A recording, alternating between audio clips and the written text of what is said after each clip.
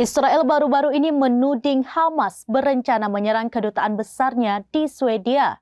Tudingan ini dilayangkan pasukan pertahanan Israel pada Sabtu 13 Januari 2024 lalu. Adapun tudingan tersebut menyusul laporan Badan Intelijen Israel Mossad yang merilis rincian baru mengenai upaya Hamas menyerang target-target Israel di luar negeri. Israel baru-baru ini menuding Hamas berencana menyerang kedutaan besarnya di Swedia. Tudingan ini dilayangkan pasukan pertahanan Israel atau IDF pada Sabtu 13 Januari 2024 lalu. Militer Israel menuding Hamas menjalankan sebuah jaringan di Eropa yang dikomandoi dari Lebanon. Hal ini menyusul laporan Badan Intelijen Israel yang merilis rincian baru mengenai upaya Hamas menyerang target-target Israel di luar negeri.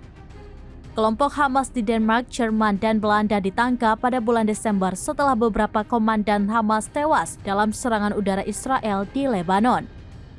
Mereka dicurigai merencanakan untuk menyerang target-target Zionis di Eropa.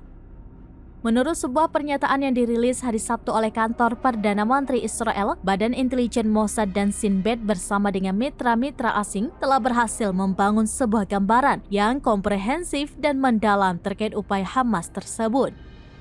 Israel mengklaim telah menemukan rincian tentang ruang operasi, target teror, dan penyerang terakhir dalam infrastruktur operasional.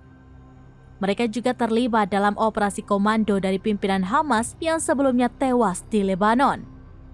Jaringan ini berencana untuk menyerang kedutaan besar Israel di Swedia.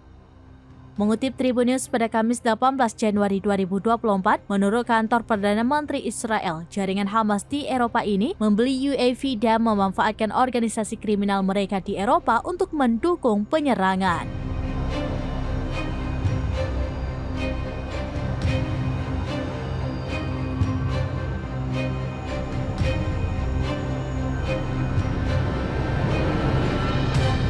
Demikian informasi terkini Syedar Alun, saksikan terus beragam informasi lainnya.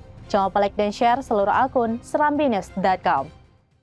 Download Tribun X sekarang, menghadirkan lokal menjadi Indonesia.